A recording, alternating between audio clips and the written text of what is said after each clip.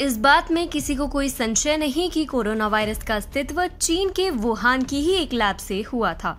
इसके बावजूद चीन इस बात को स्वीकार करने के लिए तैयार नहीं है। अमेरिका इस मुद्दे पर जांच भी करवा रहा है, जिसकी रिपोर्ट भी जो बाइडेन को सौंपी गई है। इसको लेकर भारत के कोलकाता में रहने वाले विज्ञान के शिक्षक एवं रिसर्चर ने अपनी टीम के साथ कोरोना वायरस की उत्पत्ति पर रिसर्च की थी और उनकी टीम ड्रास्टिक यानी कि decentralised radical autonomous search team investigating कोविड-19 इस नतीजे पर पहुंची थी कि कोरोना वायरस का जन्म चीन के वुहान शहर से ही हुआ था। इसके विपरीत चीन ये बात मानने को तैयार नहीं है। अब चीन के मुखपत्र ग्लोबल टाइम्स ने द सीकर नाम से ट्विटर पर प्रचलित इसी भारतीय अध्यापक के खिलाफ एजेंडा चलाना शुरू कर दिया है। ग्लोबल टाइम्स का ये रवैया पीएम मोदी के प्रति उसके डर को दिखाता है, क्योंकि अभी तक इस मुद्दे पर भारत ने कोई विशेष प्रतिक्रिया नहीं दी है। किंतु यदि इन रिसर्च के आधार पर भारत ने भी चीन के विरुद्ध ऑस्ट्रेलिया की भांति मोर्चा खोल दिया तो चीन की मुश्किलें बढ़ सकती है।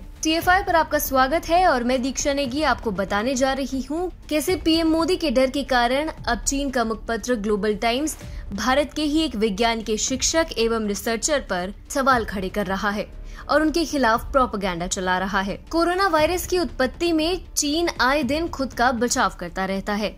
अमेरिकी राष्ट्रपति जो बाइडेन को इससे संबंधित एक रिपोर्ट भी सौंपी गई है। ऐसे समय में ही चीन ने भारत में विज्ञान के एक शिक्षक एवं रिसर्चर के संबंध में प्रोपेगेंडा फैलाने का प्रयास किया है, जिसके पीछे की मुख्य वजह केवल पीएम मोदी के प्रति चीन का डर है। चीन ने अपने मुखपत्र ग्लोबल टाइम्स से कहा है कि भारतीय रिसर्चर एवं विज्ञान के शिक्षक द सीकर की ड्रास्टिक टीम की रिपोर्ट केवल चीन के प्रति नफरत फैलाने का एक प्रयास है।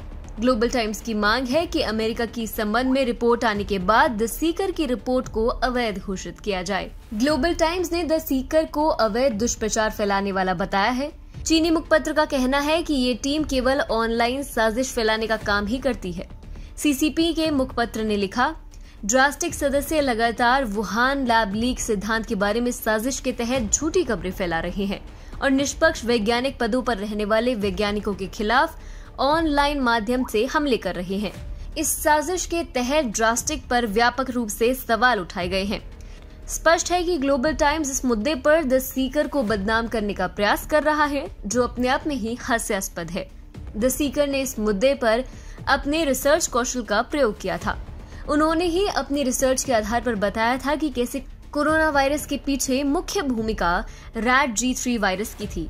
उन्होंने अपनी रिसर्च क्षमता के आधार पर ही CNKI का पता लगाया, जो कि एक विशाल डेटाबेस है। इतना ही नहीं, उन्होंने कनमिंग मेडिकल विश्वविद्यालय के 2013 के छात्र द्वारा लिखी गई 60 पन्नों की एक थीसिस का भी अध्ययन किया था, जिसमें अज्ञात वायरस के जरिए ही 6 लोगों की मौत हुई थी, जो कोरोना वायरस ही था। उन्होंने अपनी रिसर्च ट्विटर पर भी साझा की थी। उस दौरान इस वायरस को सार्स ही कहा गया था। इतना ही नहीं, ये भी सामने आया कि जब इस वायरस के कारण लोगों की मौत हुई तो उसे मुख्य धारा की मीडिया द्वारा नजरअंदाज कर दिया गया था। वहीं जब 2020 में द सीकर ने ये सारी थीसिस सामने रखकर दावा किया था, तो उसके बाद से ही चीनी अधिकारी हरकत में आ गए थे एवं उन्होंने दस्तावेज तक छिपाने शुरू कर दिए थे। वुहान की लैब में कोरोना जैसे करीब 8 अन्य सार्स का परीक्षण हो रहा था। वहीं जब कोरोना के कारण लोगों की मौत होने लगी तो लैब के वैज्ञानिकों ने इस मुद्दे पर जानकारी देने से बेहतर चुप्पी साधना समझा। द सीकर की रिपोर्ट चीन के वुहान में ही कोरोना के पनपने और लैब लीक थ्योरी को सत्यापित करती है, किंतु अपने एजेंडा के आधार पर काम करने वाले पश्चिमी मीडिया संस्थानों की रिसर्च के जरिए चीनी मुखपत्र विज्ञान के भारतीय शिक्षक की रिपोर्ट को नकार रहा है। ग्लोबल टाइम्स के आक्रामक होने की वजह वैज्ञानिक का भारतीय होना भी है। चीन का कोरोना को लेकर पूरी दुनिया में विरोध हो रहा है। ऑस्ट्रेलियाई प्रधानमंत्री स्कॉट मॉरिसन इस मुद्दे पर सर्वाधिक मुखर हैं। आपको बता दें कि स्कॉट मॉरिसन ने चीन को कोरोना वायरस का जनक बताते हुए ये मांग की थी कि चीन द्वारा प्रत्येक कोरोना प्रभावित राष्ट्र को हुए नुकसान की आर्थिक भरपाई की जानी चाहिए। ऐसे में अब चीन को डर है कि जिस लैब लीक थ्योरी के आधार पर ऑस्ट्रेलिया चीन के खिलाफ खड़ा हुआ था, ठीक उसी तरह भारत भी पीएम मोदी के नेतृत्व में चीन की आलोचना शुरू कर सकता है, जिससे निपटना चीन के लिए मुश्किल विषय बन सकता है।